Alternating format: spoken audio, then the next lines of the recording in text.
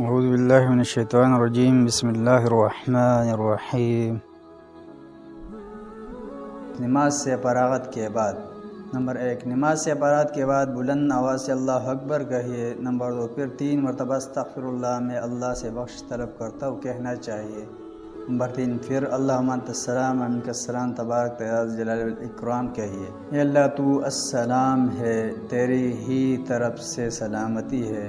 اے ذو الجلال والاکرام، تو بڑا ہی برکت والا ہے۔ نمبر 4، پھر یہ دعا کرنی چاہیے، ربی اعنی علی ذکرک و شکرک و حسن عبادتک۔ اے میرے پروردگار، اپنا ذکر کرنے اور شکر بجا لانے اور اچھی عبادت کرنے میں میری مدد فرما۔ نمبر 5، یہ ذکر و دعا بھی مسنون ہے۔ لا الہ الا اللہ وحدہ لا شریک لہ، لہ الملک و لہ الحمد وہو علی کل شیء قدیر۔ اللہم لا مانع لما اعطیت ولا معطی لما منعت ولا ينفع ذا الجد منک الجد۔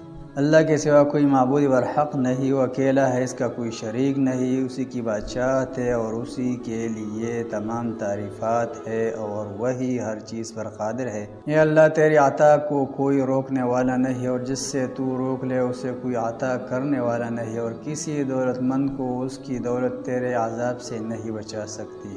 نمبر 6، اس کے بعد 33 مرتبہ سبحان اللہ، 33 مرتبہ الحمدللہ اور 34 مرتبہ اللہ اکبر کہیے۔ نمبر 7، پھر 1 مرتبہ لا الہ الا اللہ وحدہ لا شریک لہ، لہ الملک و لہ الحمد وہو علی کل شیء قدیر پڑھے۔ نمبر 8، پھر آیات الکرسی پڑھے۔ نمبر 9، اس کے بعد قرآن مجید کی آخری 3 سورتیں، سورہ اخلاص اور سورہ فلق اور سورہ ناس پڑھے۔